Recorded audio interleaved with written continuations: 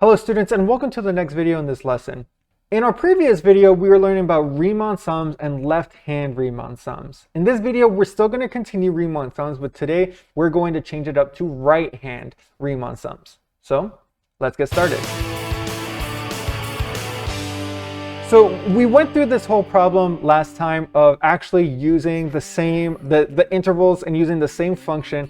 And the thing that was changing were the amount of units. We're using that same function still. Let me write that function down. And we want to continue using Riemann sums, making those little rectangles, okay? But this time we're going to be drawing it from the right-hand side. So we're still going from 1 to 7, but from 1 to 7 here, I'm not going to draw it like this from the left-hand side because I want to start from the right-hand value of f of x. So from 1 to 3, I'm going to start at the 3 and I'm going to draw it left to the 1.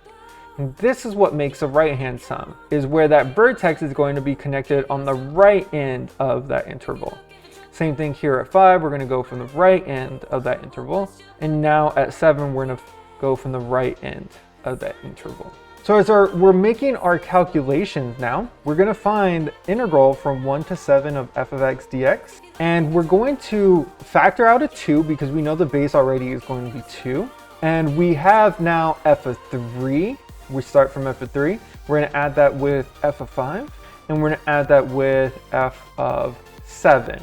And those are going to be the calculations that we use. So when you calculate f of 3, f of 5, f of 7 using our function from our last video and we multiply that by 2, we get approximately 34.667. And what you might be noticing here is all of this space that I'm actually not calculating in our estimate here for the area under the curve. And that's something that you're going to want to think about and take into account.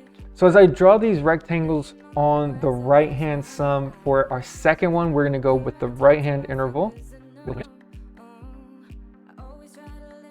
All right, so now we have a lot more rectangles than just the 3. We're still finding the integral from 1 to 7 of f of x dx, and we're going to factor out a 1 this time.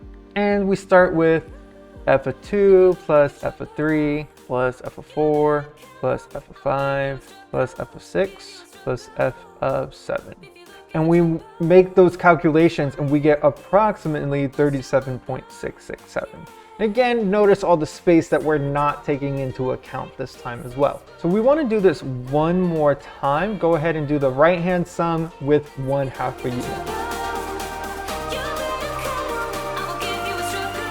All right, so as we actually come to calculating all the area of all those rectangles and adding those up, we get about 38.917.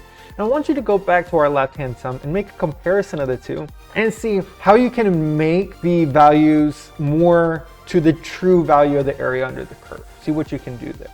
And we want to just come back and answer these final two questions. What inferences can you make about the approximations as the length of the rectangles decrease? And I've already said it before, as the length of the rectangles start to go from 2 to 1 to 1/2 to 1/4, the more accurate the estimation is to the actual value of the area between the curve and the x-axis.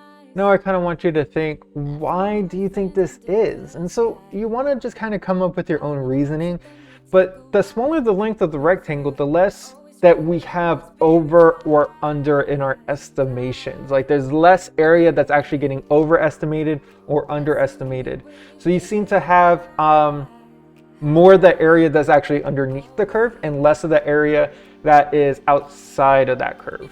So that's actually going to conclude this video. In our next video, we're going to look at midpoint Riemann sums again with the same function so that you can kind of continue to work on this and we'll follow that up with trapezoidal sums. So stay with it. Of course, if you need any help with any of the reasoning or any of the calculations in this video, please reach out to me. I'm Mr. Hernandez. This was Mr. Hernandez teaching.